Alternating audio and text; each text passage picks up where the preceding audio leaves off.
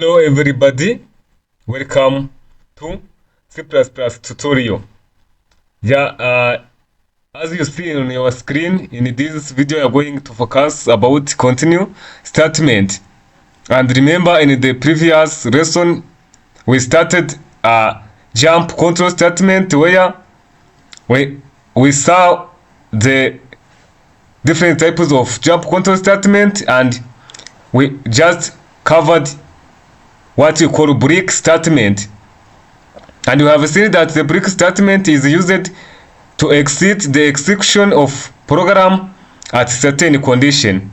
So now in this continue statement is used in repetition statement, of course, to cause the programmer to skip remaining statement in the body of the loop to test the condition.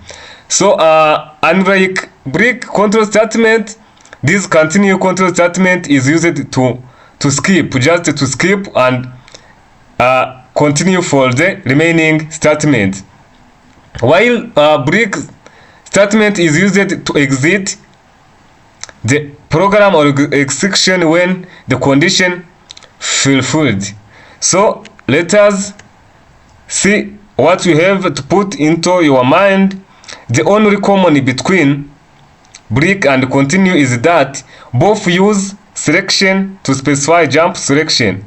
To mean break and continue statements are related because both of them are used as if selection. So this is the relationship between break and continue statement.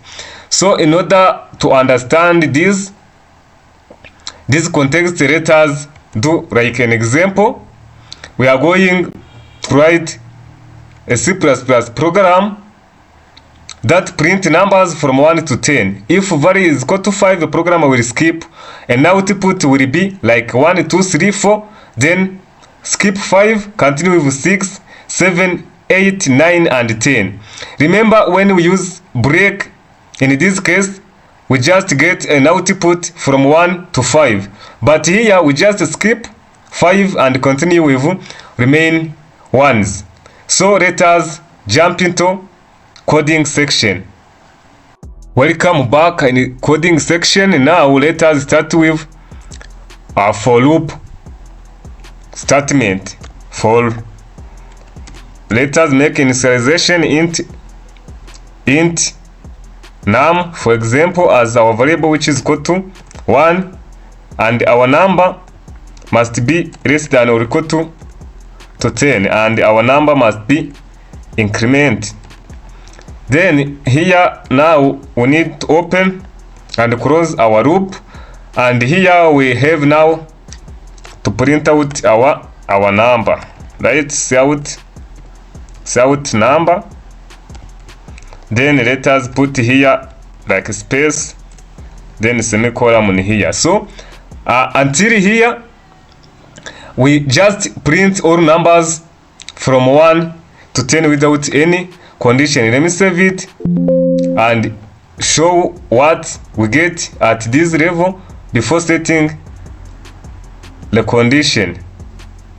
Yeah, we have now first of all to make compilation, and you see there is some errors here. Int number, which is equal to 1. Here we have to use just num as our variable, like this. Then compilation.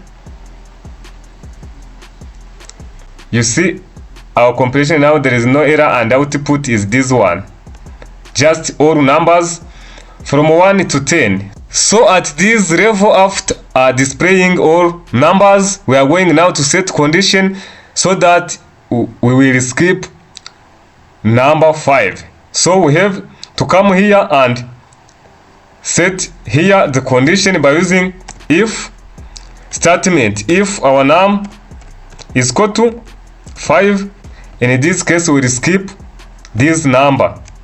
So we have to open and close our loop, and then write the keyword continue here like this. So once I save it and run it again, First of all, make a compilation and run at this level. Yeah, now you see an output are the numbers from 1 to 10, but 5 is now skipped. You see 1, 2, 3, 4, then 6, 7, 8, 9 and 10, as already we have seen in our introduction. So this is how you can use continue statement in a loop statement so that you can skip the certain value. So in order to make sure you are aware of how this continue works, let me give you the task for yourself so that you can do it and implement it in the comment section. Now your task is to write C++ program by using for loop to print all numbers from 1 to 10, but only even numbers. What you need to do is to just set condition says that if num modulus 2 is not equal to 2, in that case we will use keyword continue to mean you are jumping odd numbers and print out only even numbers. So thank you. See you in the next video.